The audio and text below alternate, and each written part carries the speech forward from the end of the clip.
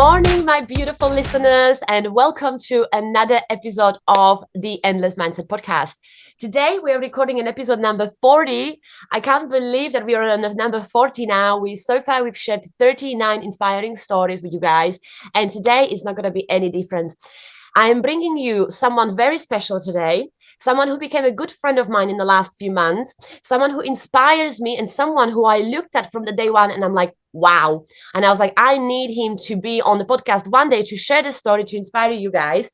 And usually I memorize what people do. On this occasion, that person done so much in his life that I'm going to have to even read it out loud. Before I say the name, let me just give you a little introduction to what this person actually did or does. This person is an entrepreneur, philanthropist, high net worth and ultra high net worth / billionaire space international expert and connector, previous CEO of the year 2020, former Spears 500 top and headhunter / talent strategist, LinkedIn advisor, speaker, and founder and the chairman of Lordian Limited. Whew. That's a mouthful, isn't it? So I am super honored to have my friend Lord Ian Franklin of Hawnes on my podcast. Ian, hi, welcome to the show. Thank you for having me, Lenka. I'm looking forward to this. I am super excited to have you. Honestly, as I said a second ago, since I know you and I started learning about you, which we met through HighNet Connect, since I started getting to know you, I was like, wow, this person is so inspiring and so interesting. I can't get to know you more. And I think it's just fair that this world needs to know more about your story as well. So I can't wait to have you on today. So Ian, for those who don't really know you, can you tell us a little bit more about who Ian is? Yeah, I mean, you've covered quite a lot already, I think. Yes, I am an entrepreneur and a business person, but I'm a Londoner by birth. I now live in West Yorkshire in the UK. And I spent much of my career after leaving university as a headhunter. I spent 40 years, in fact, as a headhunter working in the financial markets, investment markets, the banking industry, and so on. And it was great fun, especially pre-tech, when we didn't have technology to help us with what we were doing. It was great fun. But I said early on that if I make 40 years as a headhunter, I want to retire on the anniversary of me first stepping into a headhunting office, and before I even trained to become a headhunter. And that did actually happen on April the 3rd, 2022, when that was the 40th anniversary to the day, when I said, right, okay, that's it, I'm retiring. And that was retiring only from the talent industry, from being a headhunter. But in between time, I'd worked in parallel as an entrepreneur for quite a few years, and had set up several businesses, some of which have failed, some of which have succeeded. And this is something you go along with as an entrepreneur. But I also have lots of other interests. Yeah, I'm of an age now where I look forward to enjoying life as well as continuing to work, and that's really what I'm looking to do. Lenka and I were talking about this just before this started, that one of the things I do is being an extra on TV and film. Yes, that is fantastic. I'm tell us, what's your biggest dream? What type of movie you would love to play in? I would love to be a zombie. I love that. We mentioned Walking Dead earlier, Lenka, and I would love to have done something like that. And that's amazing. That would be me to a T. I would be the biggest fan of zombie movies ever. when your dreams come true, please let me know. I'll be the first one in theater to watch it. But I have other interests as well. I love skydiving.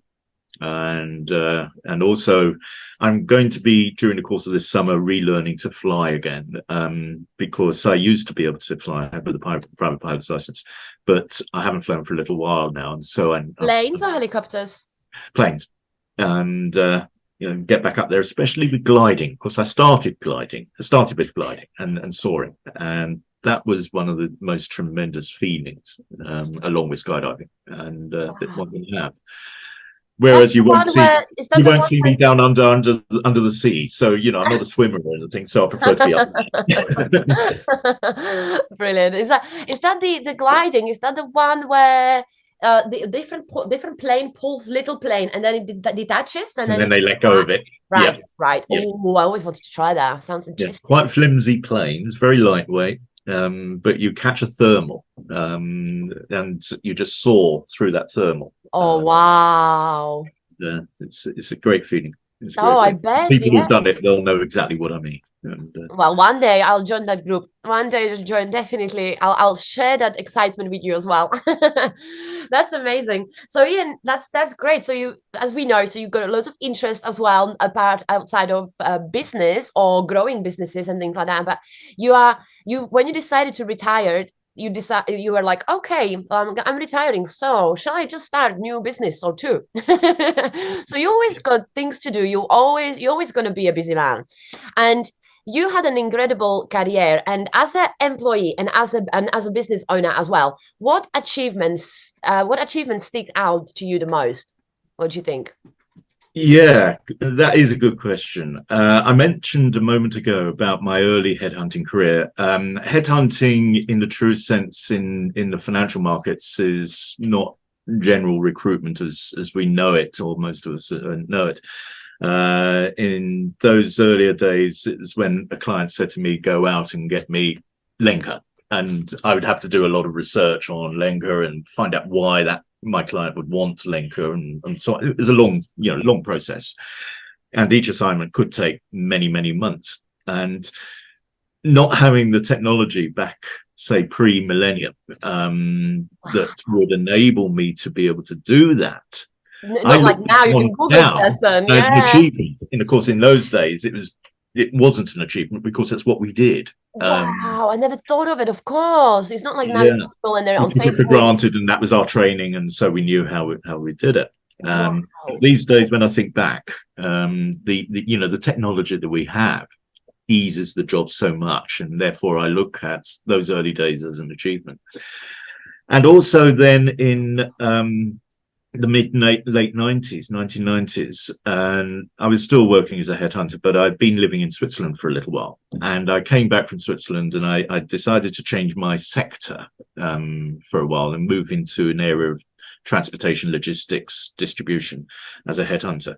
But whilst I was doing that, I had been approached by quite a well-known high-profile entrepreneur who himself had heard of me, and he wanted me, and I was quite local to him as well geographically. He wanted me to set up a recruitment firm for his group of companies. Now, I'd never set up a business before. I'd always been an employee and so on. But I thought, hang on, this is a great challenge. And he bought me lunch, which free lunch. I'll go. Yeah. We love Um, the lunches. and we discussed what he wanted and terms and so on and so forth. So I did that, and it was a success. And the company, the business, part of the business that I set up for him was ultimately sold very well. And of course, I benefited from that. But he had also suggested me meeting another colleague of his who was also an entrepreneur, quite well-known entrepreneur, who wanted exactly the same for his group of companies. So it was a duplicate. It was a deja vu in many ways. Yeah. So I went into his offices, and he had bought me lunch as well, by the way. I went Yes. into his office and Scoop me lunches. did exactly the same. So learning about business again, particularly in the 90s, by doing it, yes, okay, for other people, launched me into the career element of being an entrepreneur, whilst I was still being also a headhunter. But then the recession happened in 2007-8, and I saw that as a challenge, along with a couple of associates of mine, because the three of us banged our heads together and went back into the city of London, where we knew all the banks, the legal firms, the financial institutions were chucking out people because of the recession. But we looked at this and studied it because of the knowledge that we had of how the city worked. And this applied to other parts of the world as well, of course, who were suffering recession. That if we set up another little business in the square mile, which we did, recruitment business, we were watching the banks chucking out all of these people. We could be there Fantastic when they could people, get them clever, back smart again. people.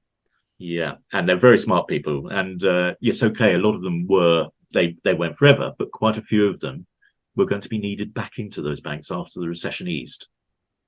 So we were going to be there for exactly Wow. that purpose. And Wow.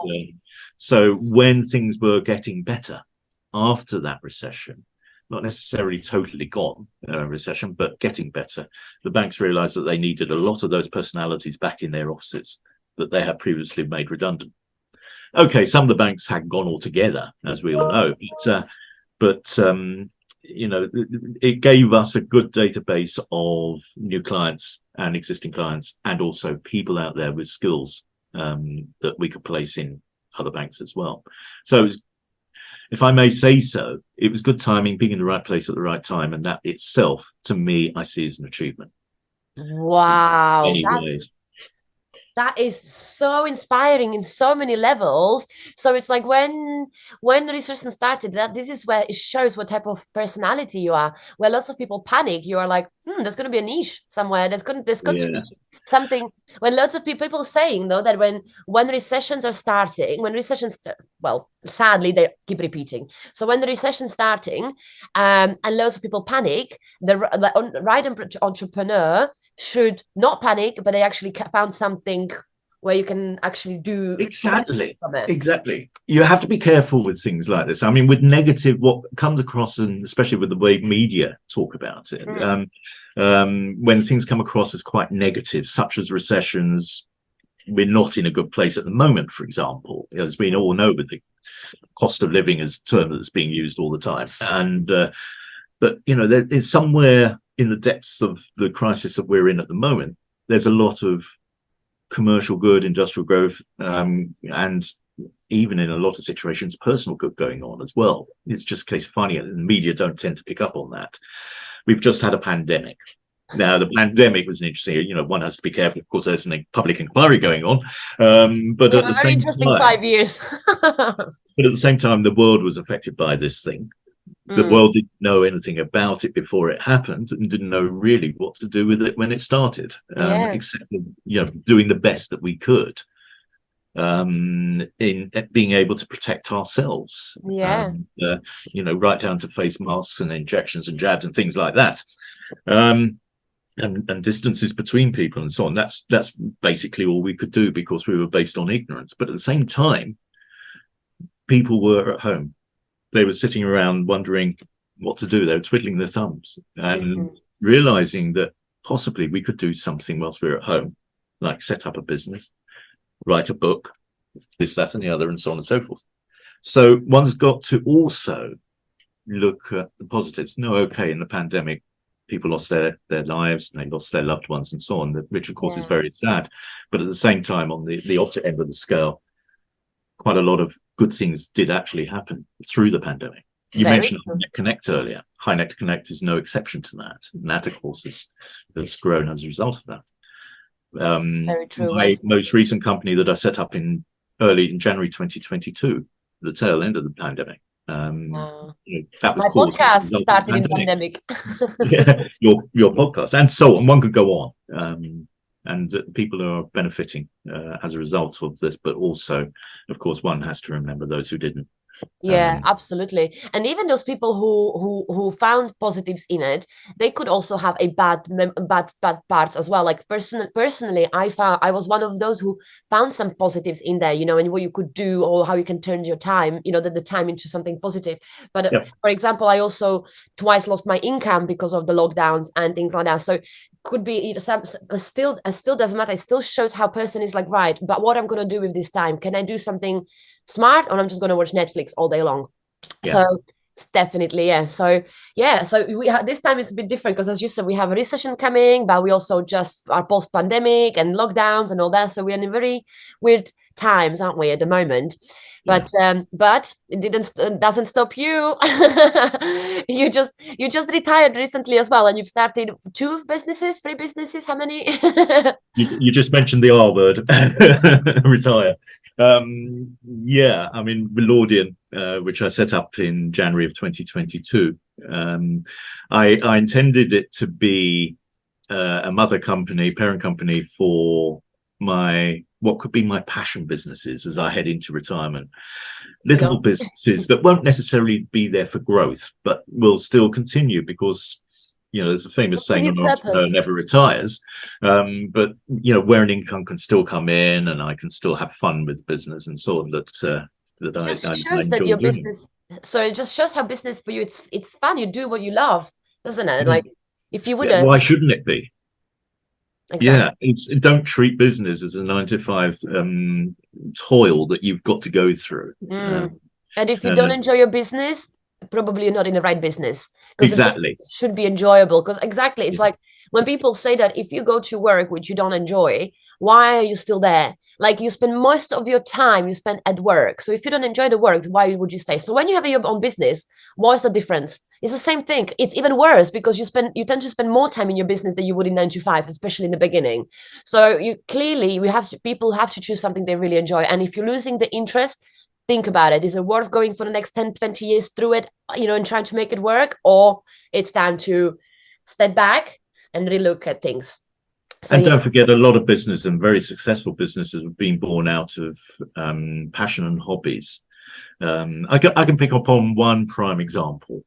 If you take Sir James Dyson, the vacuum cleaner man, he forgives me for saying so. He's now the second, third richest person in the UK. But if you speak with him, he would come across as somebody who designed things essentially because he just loves designing things. He designed, if you remember, if anybody knows anything about Dyson, he designed the wheelbarrow with a ball, not a wheel. And then, of course, he tried the electric car, but that didn't succeed. But of course, the vacuum cleaners. And we all know about Dyson vacuum cleaners. I'm gonna write that down because I do want to look into that story. So Dyson story, basically, when he said, like, I wonder what made him to design it. Was a helping a wife? No, not necessarily. It's because of what he just enjoyed doing. He saw a need, perhaps, for talking about the wheelbarrow, for example. I mean, he saw, well, what can you do with a wheelbarrow to make it different, to make it more usable, to make it more adaptable? So very simple. He exchanged that wheel for a ball. And of course, the ball was used in the original vacuum cleaners and so on as well, the design of it, and of course, it's very, as we all know, a highly successful company. Absolutely. And my favorite things to watch in the TV is the biographies, documentaries. They're my favorite. So don't know if I'm gonna find one about Dyson. If not, maybe YouTube will have it. But I really want to look into that story. So it's written down. But that's a good example because he was just passionate about what he was doing, and his business was grown out of his passion. And it is a family firm as well, so the family's involved. Well, I won't say children, of course, they're all grown up, but they're all part of it. And they've got their own university for study of technology and various things and so on. So that's a typical example of extreme success. Yeah, but great. Absolutely, that's brilliant. And sometimes it works, sometimes it doesn't. I personally love crafting, and I tried to turn it into a business years ago. Lost my passion for crafting, so then I stopped that business. And 2 years later, I realized I want to craft again, but no, also for business. So it just sometimes sometimes passion can be, but this is where people sometimes panic. They think they need to get stuck with it because I always wanted to do this, and it's like, well, but if you're losing the passion, maybe it's not the right thing to do as a business. Some people, that passion turn into business, and it's exactly what they should be doing. So and you're hitting a nail on the head there, Lenka. I mean, you mentioned crafting, for example, and for any telly addicts like me, you watch something like Dragon's Den. Of course, one of the current dragons on Dragon's Den is Sarah Davis, who's made her millions out of crafting. I did not know that. Yeah, and that's what her business is. So there's Lenka looking at Sarah Davis. Type it, yeah. Oh yeah, there we go. Got it. I'm getting so many. Usually, people give me recommendations to watch or listen to books or something like that at the end of the episode. We are in the beginning, and you're already giving me ideas to what to watch later. That's brilliant. Thank you, Ian. I'm on it. Right, Ian. We were talking about obviously you were giving us examples about you being employed, like, you know, what you done when you were employed, and then obviously as you were working still as employed, you were learning a lot about the business as well. Now your recent businesses did incredibly well. Now what is the was it easy transition to go from being an employee to employer, so like, I mean, businessman? For me, yes, it was easy because I was doing it at the same time, and the opportunity of retiring from headhunting last year, even though by last year I owned companies in headhunting rather than was an employee as such. But, you know, having had the opportunity in the late 90s to set up companies for other people, then the experience I had as a result of my business in the recession, and also some further skill sets that I'd had gained in between time, because my last company that I owned as a headhunter was a business called Stickfest, which I set up in 2017. Yes. And that was sort of last year when I retired. And how many times did you retire? Many. Retired from headhunting. I'll use the term RH, retired from headhunting. So it's still like you really retire. It just shows who you are. Yeah. It's like, I retired. Well, I'm busy. I retired. I'm busy. But it was a transition, a very smooth transition on the basis that I was both doing this for other people, but at the same time still being an employee back in the 90s of being what I was doing in the headhunting industry. And you know, as time moved on, I just gradually moved into doing it for myself.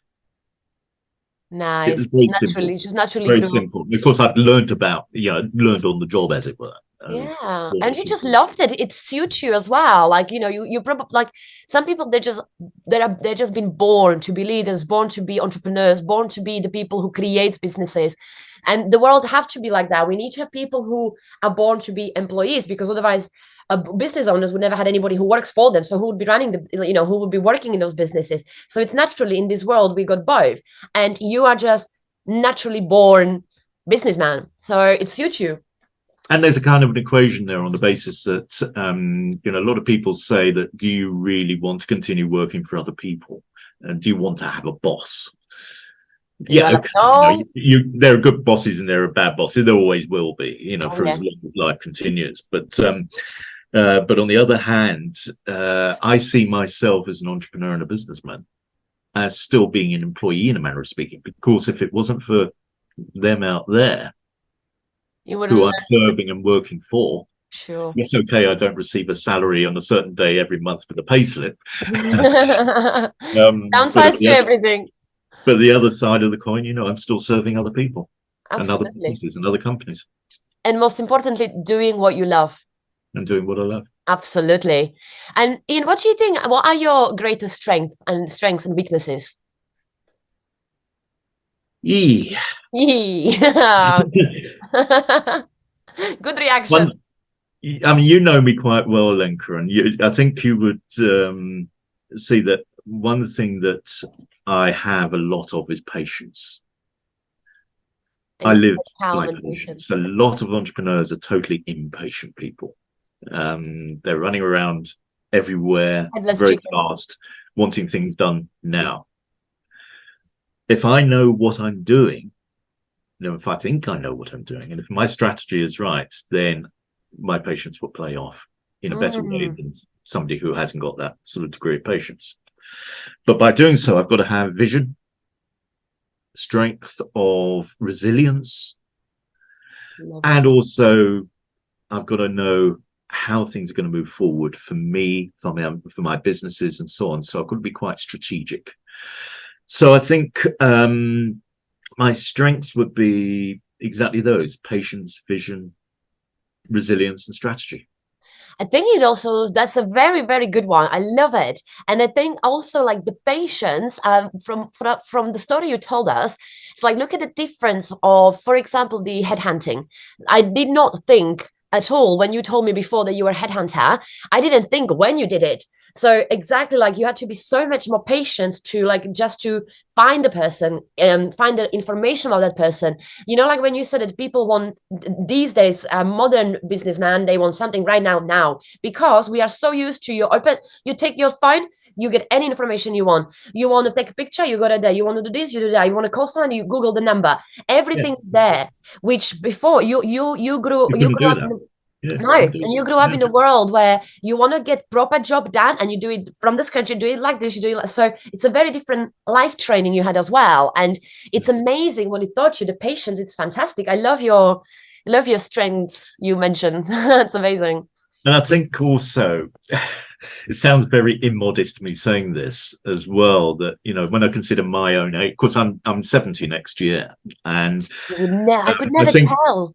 And thank you. And I think basically because if I take a kind of a slightly laid back attitude to my business, but so long as I know I'm still in control of it and I know exactly what's happening, then I like to feel that helps me to continue going on and carrying on, rather than thinking about how old I am. Yeah, that's amazing. And that's the thing, because age is just a number, isn't it? And yes, there's certain things, obviously, we might be, obviously, you feel the age in certain ways. You know, even me, like now, I can, let's say, bad example, because we're talking business, but for example, drinking, you can't drink as you used to when you were in 20s, for example. So things does change, obviously, but it's still just a number, isn't it? And it depends how you feel in up here, definitely.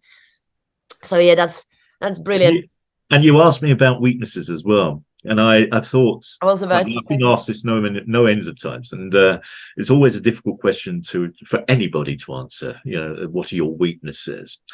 And I think it's like being on a High Net Connect challenge again. No, that's sort of Liz would ask that question. Yes. Yeah, I mean the obvious base things are that, you know, I hate people being late for anything.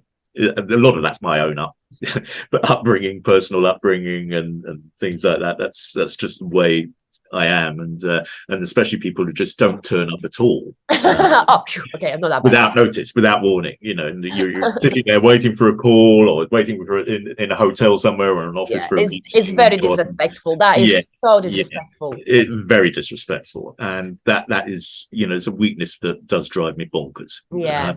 But in business and entrepreneur, and a lot of entrepreneurs, well, some entrepreneurs won't be surprised at this, because they will say this is their weakness as well.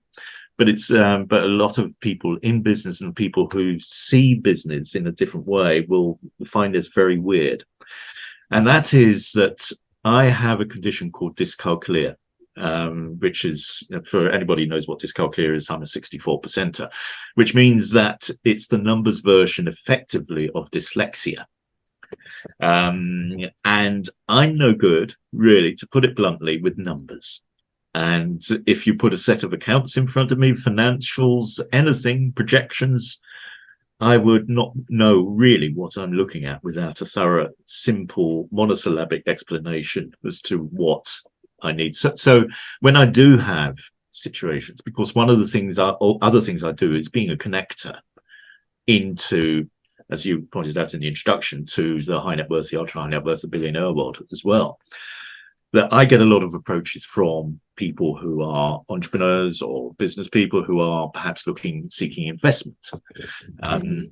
And so when they send their pitches through to me, I will look at the pitch, and I'll look at the concept of the pitch, strategy, the vision, and so on and so forth, and the teams and the talents involved and everything else. But I won't look at the numbers. And I will bring in people who are my associates, even my accountant, my wealth managers, or whoever they are, to look at the numbers for me to see if they make sense. To me, they don't mean anything. So if it all sums up, and if all adds up at the end of the day, then okay, you know, job done. But I see that in some ways as a weakness, in some ways as a strength, because things are not just reliant on me. Yeah, but yeah, very true. It's a very interesting way of putting, and it's like but I think you're being very clever about it personally. That's what I think, because it's like when people say, with anything, you can't do things alone, especially if you want to achieve bigger things. And to realize what is your weakness, it's actually your strength, because instead of forcing yourself, like some people think, no, I need to do it, I need to be in control of this, it's my business, it's my baby, whatever that is, I need to be in control. Well, because of that stubbornness, you could harm your business and destroy your personal life as well by being miserable and all that which comes with it. Because let's say that particular skill, it's something you're just not good at, and it will affect business as well as personal life. So I feel like it's actually strength. I think it's amazing that you could step back and go, actually, I'm not that really good at this. Let's outsource that, and I can then focus on this and this. So I think that's amazing. Well done, Ian. And that's how I've created in a couple of my businesses in Lodin and also in SPL, one of my other companies, teams of people who are experts at everything. So all I'm doing, even though I may have a title like CEO or chairman or whatever the case may be in each company, all I'm doing is just coordinating everything. And I've got these experts around me helping me. Yeah. They're both advising me, they're telling me what to do. In many ways, they're my bosses. But they're crucial, critical people. They're people who I would personally handpick to be part of my team, because I know them. I know their integrities, their skill sets, and their talents, and so on. And can I get on with them? It's like, Ian, I can't help it. I know we're not talking about it, but like a real lord, you got your advisors. You got your little advisor, like a kings. Kings, they have advisors, group of advisors. Well, anybody has. I mean, if you take, for example, a prime example is the absolute extreme in the UK, for example, is the cabinet, in the Prime Minister's cabinet. Yeah. If you think what that cabinet is, it is a kind of a board of directors, if you like, with the Prime Minister being the CEO. Yeah. But the reason those people, without picking upon any individuals, because that could be quite controversial. But if you think about who the Secretary of State or the ministers of are, it's because they've got a talent in that particular. Normally, it's because they've got a talent in the particular area in which office they sit, and they're there to advise the Prime Minister and also the country on whatever it is. It's a similar scenario. Yeah. So hopefully, in my company, they're not politicians. Hopefully. Hopefully, but they are people with the skills that I would need to advise me. It's fantastic. I honestly, I respect that a lot. I feel like that's exactly what everybody should always do. Outsource the skills you're not the greatest at. And like, especially something like dyslexia, when it comes to numbers and all that, it's like with business, especially, you don't want to mess up with numbers. Do you know what I mean? Just get someone who understands it better. And that way you can grow and do other things as well. Yeah, absolutely. I think that's really smart. And Ian, what do you think? What advice would you give to yourself, to your younger self? Now knowing what you know, with all the experience you have, what advice would you give yourself to your younger self? 6 words. Do what your heart tells you. Yeah, nice. Oh, I don't know why I had to count it. Like, I don't believe you can count until I'm counting. Don't necessarily do what your brain tells you. Do what your heart tells you. The brain will tell you how to do it. That's beautiful. But if you live your life in whatever way and whatever happens during your life, some people will just prefer to be an employee all their life or whatever. That's fine. That's their requirement. That's what they want to do. That's what they need to do. So it's your heart that's telling you how to live your life at the end of the day. Love that. Absolutely love that. It was one of the nicest replies to this question ever. Love it. Ian, I have a very special question for you, you zombie lover. So now this is something what I just genuinely cannot wait for you to reply. Yeah. So no, nothing business related, nothing headhunting related. If a zombie apocalypse would come, what 3 things would you grab? What 3 things would you take with you? I can't wait to hear what you're gonna take. I think I'd grab a ready-made suitcase that's full of my ragged old clothes so I can look like those zombies. So I can be quite covert. Like a chameleon. It's like blend in. I would have a copy of Dark Side of the Moon by Pink Floyd with me all the time. That's my key, streaming in my car. And wow. I'm a big Pink Floyd fan, so Well, where would you get electricity during the apocalypse? There's not that I know much about zombies, but I I would get world stops in James a way. Dyson to design me something where I can perhaps pedal a bike to create electricity. So I'd need a pedal. Yeah, but that's a fourth thing that I would probably take. But my other thing would be Maybe a the box third thing. Yeah, sorry. and a box of Earl Grey tea. I'm a little bit addicted to Earl Grey tea, so Oh, my day is not complete without my morning cup of Earl Grey tea nice. Do you drink it with milk or without? with milk. Yeah, With milk. sometimes with lemon, but usually with milk. Yeah, nice, nice. I thought you were gonna say like the third person will be Mr. Dyson, so he can build you the radio. Well, you asked what things I would say. True, He's a true. person rather than a Yeah, thing. yeah, So, yeah. Yeah, when it comes to headhunting for and, zombie apocalypse, that's a different story, yeah. yeah. And I couldn't afford him anyway. So, yeah. Brilliant. Okay, well, Ian, if the zombie apocalypse would come, I'm gonna also come and find you because you're gonna be the one with some music, and I love that music. So make sure that you have a space for me when it happens, okay? Well, I should be sitting out there in my zombie clothes, drinking a cup of Earl Grey tea, listening to Pink Floyd. So when you find me, I expect you to look the same. So I'm on it. I'm on it, and I'll grab some ready meals as well. So I'll bring the food. I'm a feeder. and a microwave to put them in. Yes. Well, no, we'll just ask Mr. Dyson to make us one. Brilliant. Ian, okay, so now your story is just amazing. And as I said, so inspiring. For those who listen to the episode and they're not your friend yet or your follower yet, where can people find you? The best way is on LinkedIn. If you go to the search bar on LinkedIn and put in Ian M. Franklin, you'll see the suave, good-looking bloke come up with a suit on. Yeah. That might be me. But if you see me in my black suit and my gold tie, that's you're on the right profile, and just send me a friend request. And even if you want to send a message, just mention Lenka in the message box, and I will know that you've seen the podcast. Otherwise, my email address is info@laudian.biz. That's biz. And on that, and that domain is also my website, and so you can go on there, although the website is in the process of being updated as well because of all the changes of things that are happening with my various businesses. Nice, busy little bee, retired busy little bee. But essentially LinkedIn is the best way to actually get into me. Fantastic. That's great. And I'm going to obviously pop it in the descriptions as well. So that's amazing. Now, Ian, I'm going to ask you a question, which I always ask every single of my guests. If you would recommend something to read or listen to, a book, it could be obviously Audible, what book would you recommend to listeners to read or listen to? I always have trouble answering this one because people who are interviewing me are often expecting me to come up with lots of business books.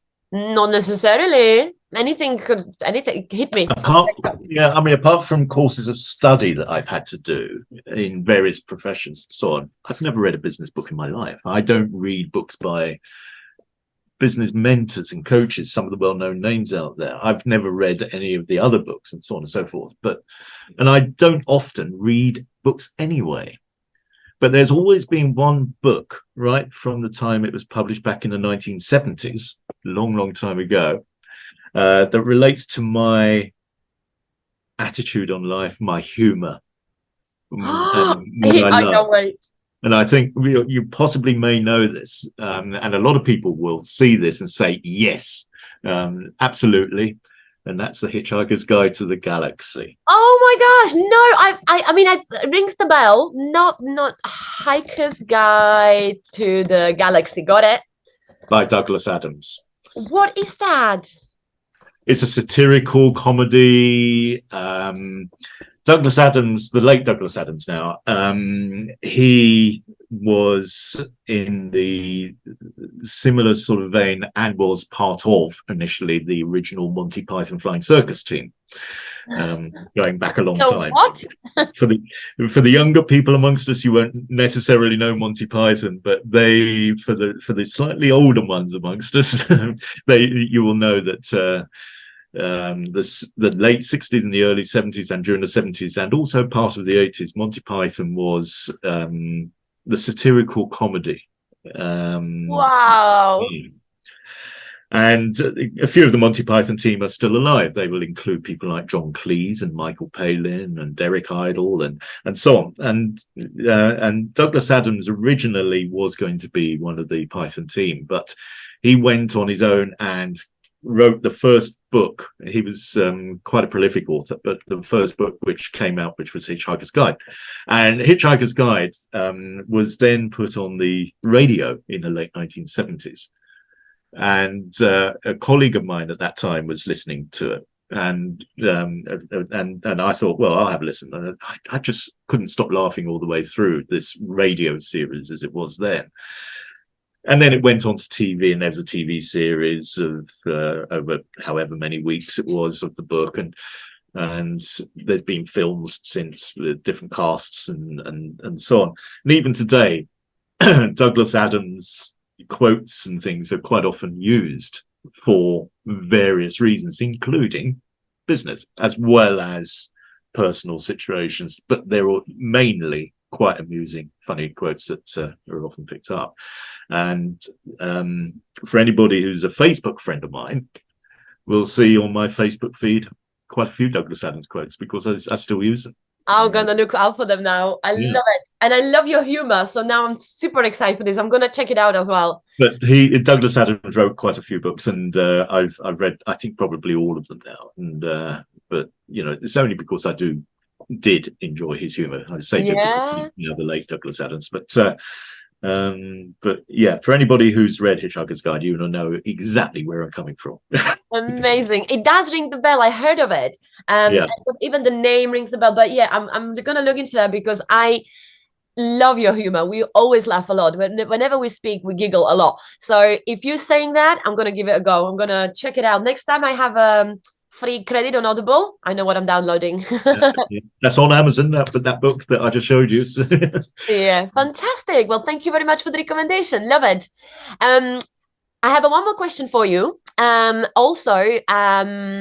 always also asking my guests for some recommendation to something to watch. And again, it doesn't have to be business related, doesn't have to be mindset, growth, anything like that. It could be just something what Ian enjoys to watch when he wants to relax, or it could be inspiring, whatever you want. What would you recommend? I'm a complete and absolute television addict. I do love my TV. So it's going to be really hard to pick. Yeah, you can give us two. Some of it relates back to what we were saying earlier about my role as an extra in TV and film, because some people laugh at me for saying this, but I do enjoy one or two soaps. No way! Such as Emmerdale and Coronation Street. The first that I've actually appeared on as an extra a few times, Emmerdale. Wow. I want to find you. Can I find you on YouTube or somewhere? Probably not. I would probably be that sort of bald head wandering past the pub. Background support artist, and that's that. Without the background support artist, you wouldn't really have a production because it makes it normal. So you just see people wandering around the background or on the TV program itself, drinking a cup of coffee in the cafe or whatever, chatting away with someone. So I'd quite enjoy, but I also do, as I say, sticking to TV. I don't often watch movies, but TV drama, such as the real in-depth drama. We recently had Happy Valley, and Happy Valley was a cult series on TV, which no doubt will be winning awards next year. Plus the coincident fact that I actually live in the real Happy Valley. So which there is such a place, and wow. people who will know Yorkshire and know Happy Valley, the TV series, will know that's where Halifax and going to places like Hebden Bridge and Todmorden and so on is where near enough I'm based. But also the real sort of traditional ongoing things like Silent Witness, and I love these sort of real in-depth dramas where you can just get glued to the screen. And they're very cerebral. You're contemplating, you're concentrating, you're thinking, and then suddenly the adverts come on. New adverts. Brilliant! I did not expect that answer. I love it. I love when people surprise you. It's like, what? That is brilliant. Love it. And of course, without forgetting the good old zombie movie. Oh yes, of course, the zombie movies. I honestly, Ian, I never wanted anyone to become a zombie more than I want you to be a zombie in like a fake zombie. I think I know how to take that. Like I want for your dream to come true. I don't intend to be a real zombie before my time, but Oh, that's amazing. Oh, Ian, I truly enjoyed having you today on the show. I've enjoyed this. Shame that everything have to come to the end. But yeah, is there anything you would like to add before we sign off? Because I have no more questions, but I could easily talk to you for hours as we do. So is there anything you would like to add for the listeners? I've enjoyed this conversation very much. Thank you very much for having me on here. Thank you so much for coming, honestly. And I was excited for this episode a lot, and rightly so. You shared beautiful stories, you shared so much inspiration, and we had a good giggle as well. And I now know what to do when the zombie apocalypse comes. So there we go. Think of me. Yeah. Get some clothes and look for the bloke drinking cup of tea. And listening to music. That's brilliant. Ian, again, thank you so much. And I'm wishing you happy retirement.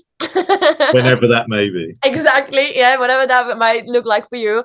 And for all your dreams to come true. And I have no doubts that you're going to achieve everything you put your mind into, because that's what you do.